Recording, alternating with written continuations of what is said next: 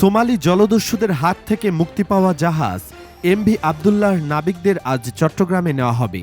গতকাল সোমবার জাহাজটি কুতুবদিয়ায় নোঙর করে। আজ ১৪ মে মঙ্গলবার বিকেলে জাহাজের নাবিকদের বরণ করে নেওয়া হবে কেএসআরএম এর জেটিতে। কুতুবদিয়া থেকে লাইটার জাহাজে চট্টগ্রামে নিয়ে যাওয়া হবে নাবিকদের। জাহাজ কর্তৃপক্ষ জানিয়েছে, জাহাজে দুবাই থেকে আনা হয়েছে ৫৬,০০০ মেট্রিক টন পাথর, যা আগামী ২ দিনের মধ্যে কুতুবদিয়ায় খালাস করা হবে। এরপর জাহাজটি নিয়ে যাওয়া হবে চট্টগ্রাম বন্দরে। তবে পাথর খালাসের আগেই চট্টগ্রাম যাচ্ছেন জাহাজের ২৩ নাবিক। বিকেলে জাহাজের নাবিকদের বরণ করে নেওয়া হবে কেএসআরএম এর জেটিতে। গেল মার্চে উদ্বেগ ছড়িয়ে গণমাধ্যমের খবর হয়েছিল এমভি আবদুল্লাহ। মোজাম্বিক থেকে কয়লা নিয়ে দুবাই যাওয়ার পথে জাহাজটি ছিনতাই করে সোমালিয়ান জলদস্যুরা। জিম্মি করা হয় ২৩ নাবিককে।